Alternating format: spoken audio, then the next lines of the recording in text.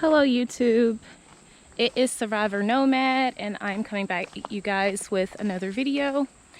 Today I want to talk to you guys about forgiveness and just getting past your abuse and how I dealt with forgiveness and just trying to move forward. So one of the first things I did was I started to focus inward, okay? So a huge part of getting past my abuse and what my abuser had done to me was just trying my best not to think about it. And I know this is extremely difficult. I'm still living in the midst of healing, so I'm not just being facetious. It is really, really tough. But I basically flooded myself with activities, okay? I flooded myself with things that I loved doing before I met my abuser and that I could not do when I was with my abuser because my abuser did not allow me to do things that I loved. He would always come up with excuses, reasons that I didn't need to be doing those things. And it kept me a lot of times from doing things that I enjoyed doing prior to meeting him. And you guys know what I'm talking about. The alienation is real. So in the midst of it, you lose yourself. And so that's why when you leave and you go no contact, it's so important to focus on self.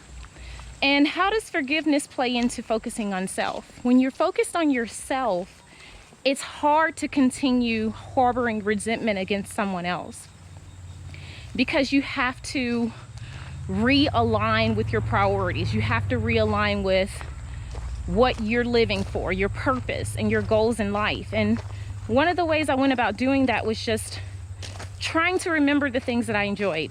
And even though when I first left my abuser, I didn't feel like I enjoyed anything. I didn't know who I was anymore.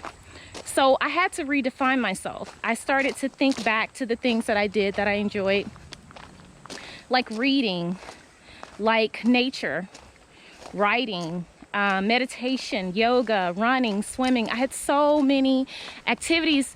I'm a very, very active person. I had so many things I was interested in and so many things that I did. I started to unearth those abilities by journaling. And I would write down all the things I really enjoyed. And then I would start doing those things little bit by little bit. So every day I would do something new.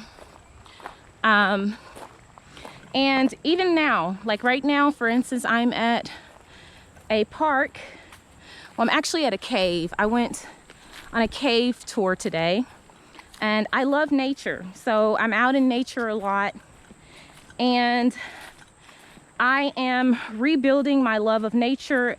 It's also a part of my healing process to realign myself with nature. So I go on nature walks, I go hiking, I go into the mountains and I camp.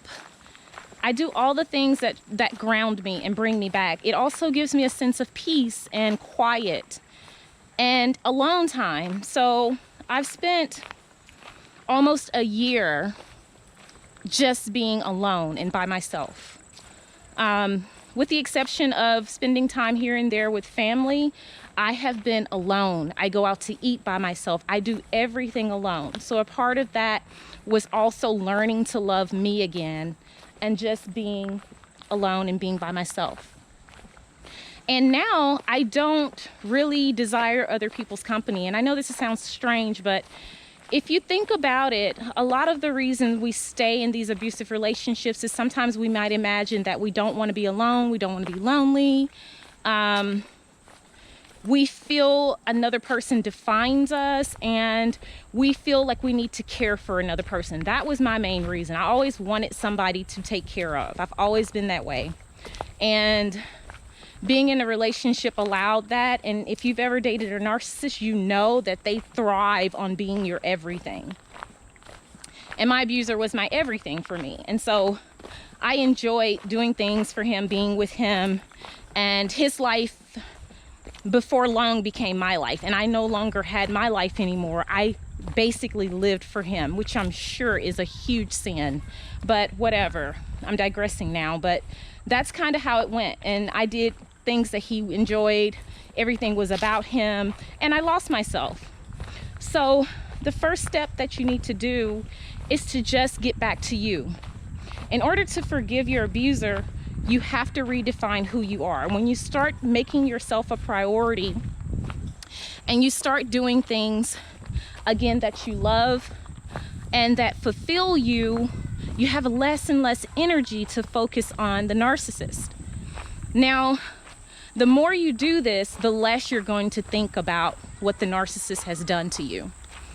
The less you're going to want to see the narcissist get revenge or to get justice, or all of these theoretical things that in theory they sound good, but if you're a true empath and if you are anything like me, seeing another person hurt, even if they've done you wrong, is a painful experience. And you might think you really want to see this narcissist suffer, but you will not enjoy it if it happens.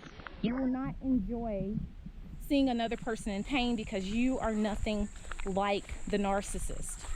And I'm just telling you, you will feel a huge sense of sadness for them, and some of you guys may even feel sorry for them at the time that you do discover that maybe something in their life went wrong for them, horribly wrong. Then you will discover, like, oh, there's really no satisfaction in seeing them hurting.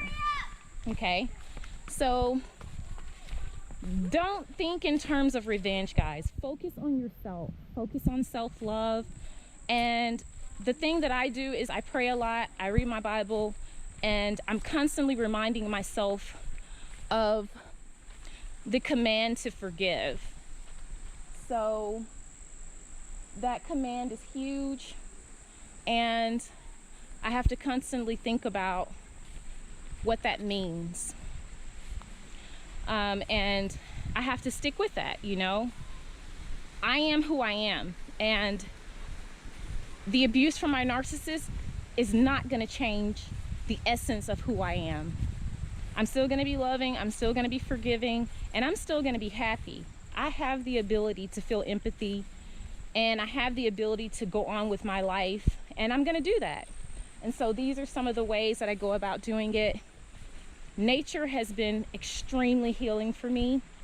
If any of you guys love nature, I would encourage you to go out, spend time in nature alone and with others, but mostly focus on yourself and do the things that you need to do to heal.